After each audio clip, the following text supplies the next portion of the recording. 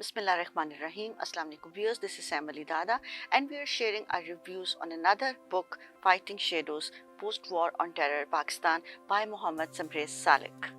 We will share preface in his own words, and this book is dedicated to the Shuhada of war on terror. Our Shuhada are heroes, they live forever, they are better than us. We are going to share the preface of the book in the words of author, the way he felt in the recent past about terrorism and the way it affected Pakistan. War on terror has affected Pakistan for a decade and a half.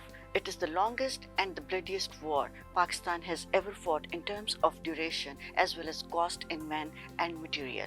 This book intends to immortalize the great achievements and laurels achieved by the people of Pakistan and their armed forces during these most challenging times. It may be in order to explain the title of the book before proceeding further.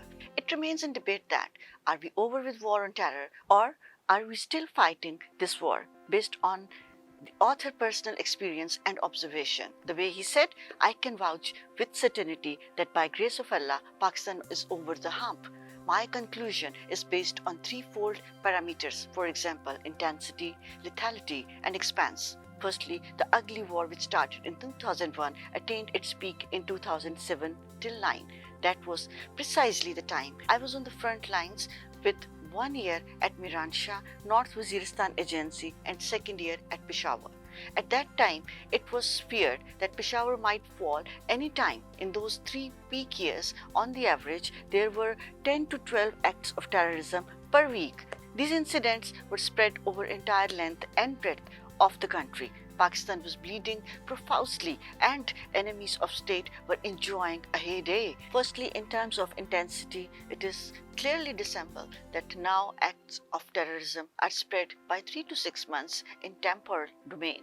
Secondly, in the context of lethality, the ratio of number of acts of terrorism versus casualties has also drastically dropped. Law enforcement agencies and armed forces have so well adapted to the demands of the war, and the greater number of acts of terrorism are being mitigated. Thirdly, in terms of expanse of space, the war which originated from border regions with Afghanistan gradually engulfed complete FATA, Malakand division, frontier regions, number of settled districts and all the major cities. Thanks to the success of war on terror, the theatre of war has gradually shrunk back to FATA and has now transited back to Afghanistan, keeping in view drastic reduction in intensity, lethality and expanse. It is justified to say that the fire has been put out. However, smoldering under the ashes is still there, which manifests in the form of occasional and sporadic incidents of terrorism. This too shall pass. It is said that one war sows seeds for the next. Pakistan remained in the eye of the storm for a fairly long time. Status of frontline state was inevitable, but nothing is for free. We got dividends and we also paid the price. The first chapter explains how seeds of today's challenges and predicaments were sown during war against USSR. The final battle for winning Cold War was fought in this region. Jihad was employed as a global phenomenon to defeat the Soviets in Afghanistan. Warriors or jihadis of that time, once left unmanaged, turned into terrorists. US won the Cold War and returned, leaving the region in mess and of today's turmoil. Chapter 2 covers how 9/11 redefined the world and how challenges returned to haunt Pakistan. The unipole in rage left Pakistan between the devil and deep sea. Time has adequately proven that Pakistan was either to the demand or doomed. Chapter 3 is the hallmark of this book. It dilates upon the way people of Pakistan and their armed forces met the challenges. It covers methodical cleansing of the menace. Historically, average time to fight and quell such type of war has been 22 to 23 years. Pakistan has done it in much lesser time, for example, 1.5 decades. The critics and enemies of Pakistan have been defeated. Nation has come off more mature, more confident and self-assured.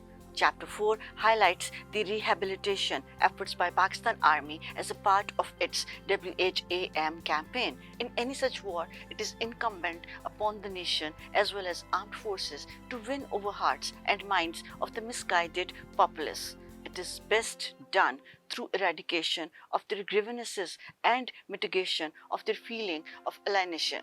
This phase turns out to be more challenging than the military operations. Chapter 5 highlights that the success have come at a right time. Coming opportunities warranted conducive environment. Success in war on terror have opened new vistas for progress and growth of the nation. So viewers, this was preface written by the author of Fighting Shadows. We definitely recommend this book if you really want to read about the effects of war, not only in our country but also in the region. So we will discuss more chapters in the coming video. So keep watching Alpha Wave by Dada, powered by Socion.